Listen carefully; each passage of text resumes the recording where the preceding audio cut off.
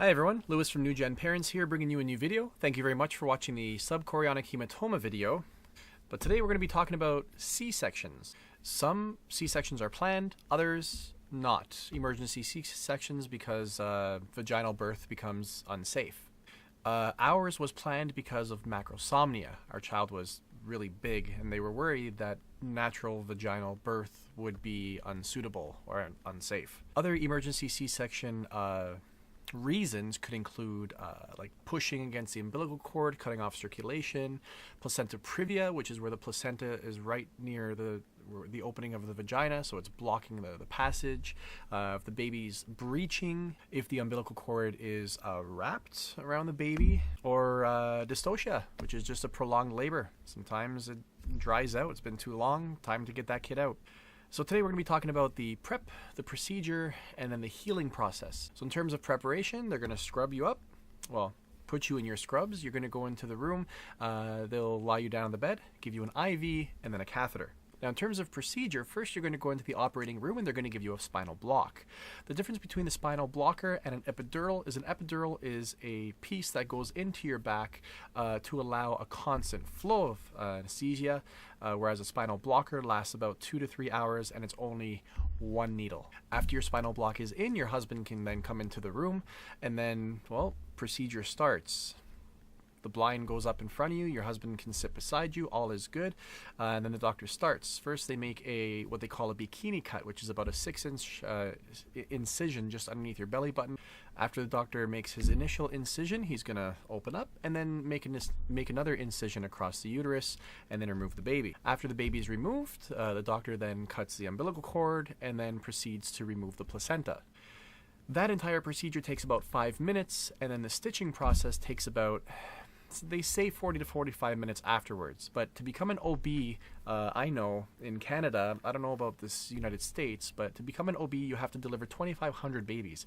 After that many deliveries and more, our OB delivered over 10,000 babies from what we hear. It's pretty good. He got the baby out in about 5 minutes and then finished stitching in about, I think it was 12 to 15 minutes, pretty fast. Now the difference between a spinal blocker and an epidural, like I said, is the epidural is that piece, so constant anesthesia. But either way, the spinal blocker does indeed block pain, but it doesn't block the proprioception. You can still feel. So you might feel tugging, you might feel pulling, you might feel pressure of the doctors or the residents pushing the top of your stomach to help get the baby out. Now the healing process takes usually about 6 to 8 weeks. No abdominal exercises, no heavy lifting, all that stuff. You don't want to split a stitch. And remember, there are multiple layers. The outside, of course, keep it clean. The outside looks nice and fresh and it looks like it's healed. Remember, there are still stitches inside that you have to worry about as well. That bikini cut, that scar will lighten as it heals. And before I finish this video, I want to give you a piece of personal advice.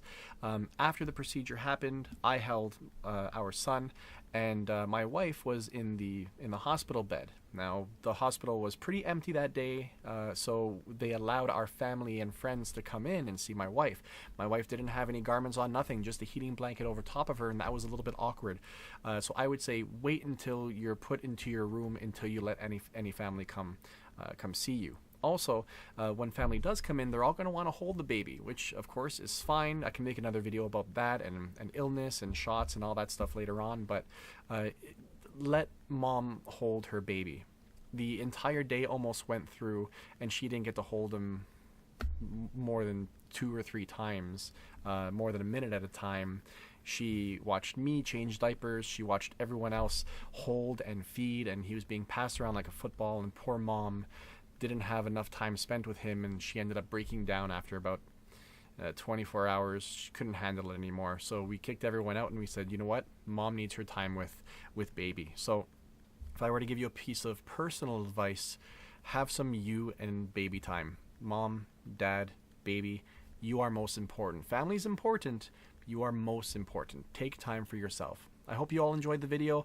I look forward to making a new one. Leave a comment below if you have any questions with regards to the C-section procedure, or if you want to see a video on something else. Our child is now 2 months old, even after the subchorionic hematoma, the placenta previa, and the breeching. And he's here. He's 2 months old, super healthy baby. I'd love to share a lot of experiences with you. Leave a comment below and you can make a request. Thank you.